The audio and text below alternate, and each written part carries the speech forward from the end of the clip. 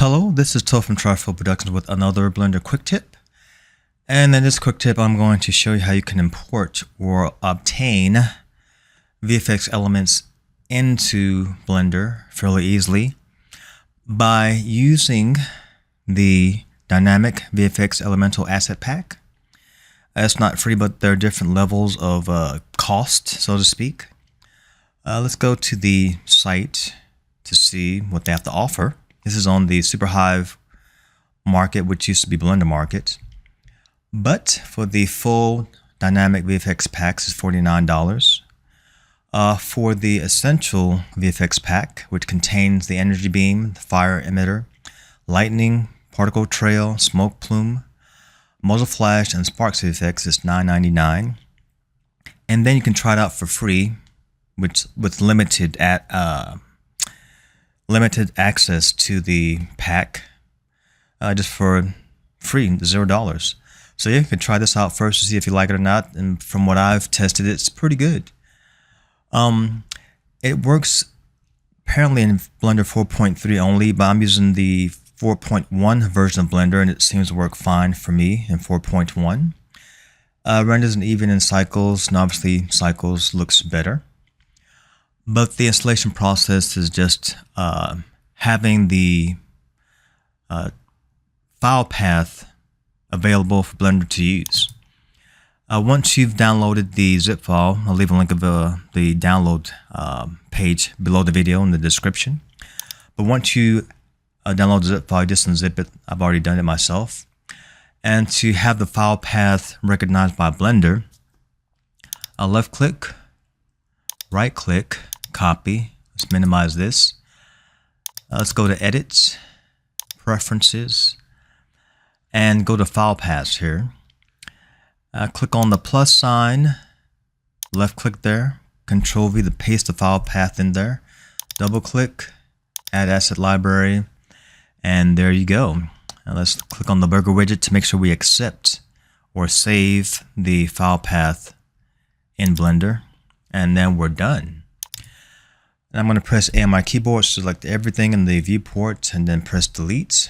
Then divide up my window, hover my mouse over this corner. Once it turns to crosshairs, left click and drag. Click on that icon and go to Asset Browser.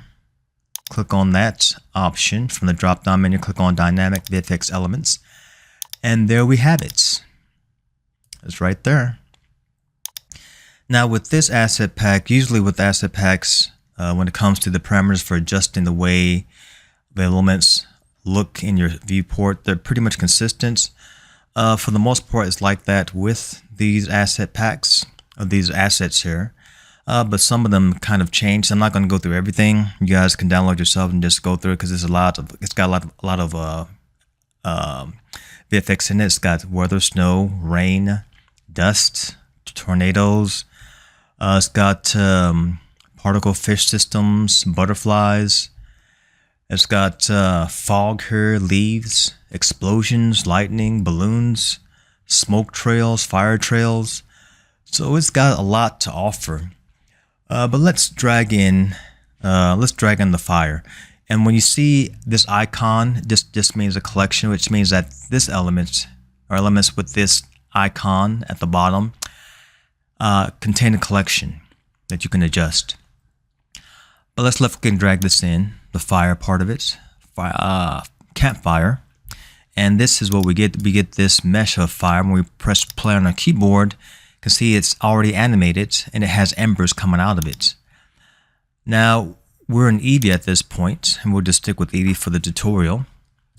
And when we scroll over that line there, click on that icon, gives us a different viewport, we can see that it's got this kind of cartoonish anime kind of look to it. And we press play, it flickers great. So that's impressive. Now all your parameters for adjusting this are in the modifier stacker. So you can adjust the color, A, B, so you just got 4 colors to it. You can adjust the emission strength, the noise scale, the wave noise scale, and so on and so forth. It's got a lot of parameters you can adjust for it. But let's delete this and go on to another element here. Press delete on our keyboard. Let's go to the energy shield, left click and drag this in. Give it a minute to, oh, that was fast. It populated pretty quick. I'm going to change my, oh, it's already in Eevee. I was going to turn it to cycles and change the CPU, the GPU, but it's fine like this. But we have this element here. And keep in mind that when you drag in an element, let's expand that window. If this instance box is checked, you can't make any adjustments to the element that you drag in. This is just a general rule for Blender in general. Anything you drag into Blender, if the instance box is checked, you can't make any changes to the element at all. But if you uncheck it, now we have that option to have the parameters available for us to change. And there's still a lot of parameters. Like I said before, it varies per element. And when we go back in our timeline, we press play. You can see that there's a lot of elements to this orb. So that's pretty cool looking. Now, it has this option at the top that says cut holes. And this is the collection that it's going to use. Now, I'm going to import a mesh into this so we can see how the cut holes option works. So on my keyboard, I'm going to press Shift A, go up to mesh, and I'm going to click on UV sphere. And I'm going to press S on my keyboard. Let's change our viewport here, the viewport shading back to just basic grayscale. I'm going to click on my move gizmo, move this to the side. You can name it. I'm going to name mine just to keep track of it.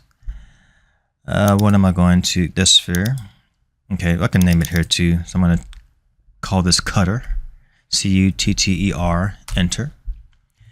And then I'm going to expand that energy field option there, because you have to put your cutting object inside of that collection here. Left click and drag this over there, and now it's in there.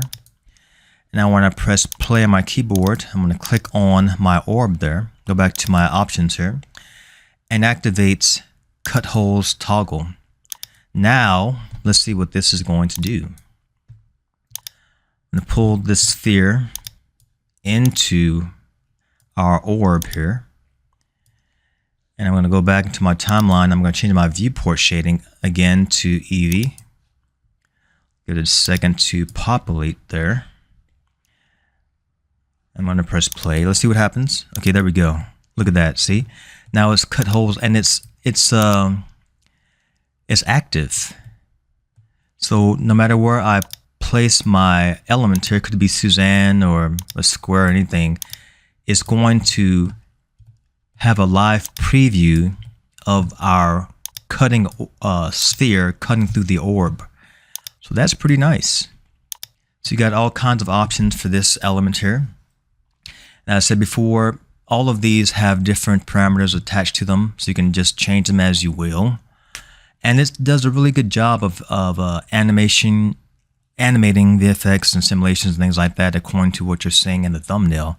Yeah, and that's today's Blender quick tip, the Dynamic VFX Elemental Asset Pack. It's a great pack that saves you a lot of time, because if you were to do this on your own in terms of the orb and then the smoke and the fire sparks, things like that, it will take some time to actually have this in your scene. But with this asset pack, it's done 1, 2, and then you're done. It's just 1, 2 steps and that's it. Change it as much as you want to change it and you're good to go. Yeah, and that's today's Blender quick tip. Thank you guys for watching. Hopefully this was helpful for those of you that watched. Remember to like and subscribe, and I'll see you guys on the next one. All right, adios.